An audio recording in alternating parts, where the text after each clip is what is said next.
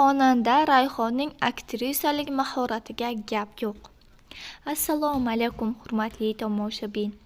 Kanalimizdan uzoqlashmang. Bizni yo'qotib qo'ymaslik uchun like va obuna bo'lishni unutmang. Eng tezkor va eng so'nggi yangiliklarni faqat bizdan topasiz. Ma'lum bir vaziyatda erkak kishi tasodifan bir ayolning sumkasini yerdan olib, unga uzatadi. Oddiy holat, shunday emasmi?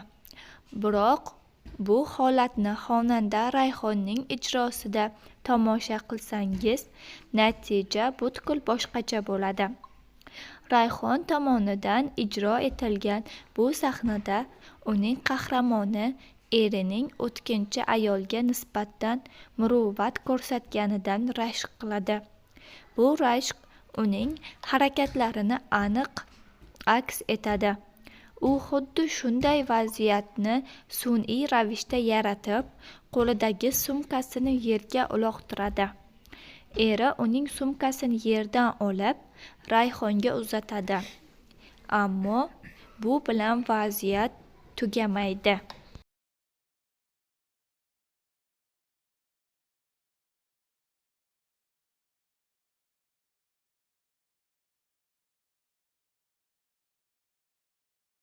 Rayhon yana va yana sumkasini yerga tashlab, erini bir necha bor uni yerdan olib berishga majbur qiladi.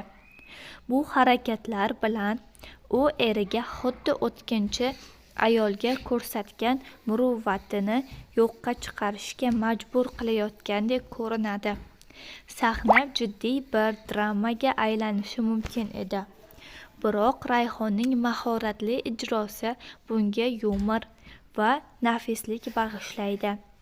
Erkak buni o'z vaqtida tushunib yetadi va o'tkinchi ayolga ko'rsatgan muruvvatini yo'qqa chiqarish uchun uning qo'lidagi sumkani olib yerga uloqtirib, tepib yuboradi.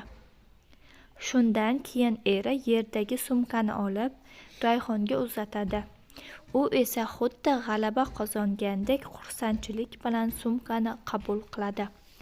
Ular viqor bilan yo'llarida davom etadilar. Xolos. Bu sahna nafaqat xonanda Rayhonning aktrisalik mahoratini, balki rashkning qay darajada kutilmagan va hazilkashlik bilan ham namoyon bo'lishi mumkinligini ko'rsatib beradi.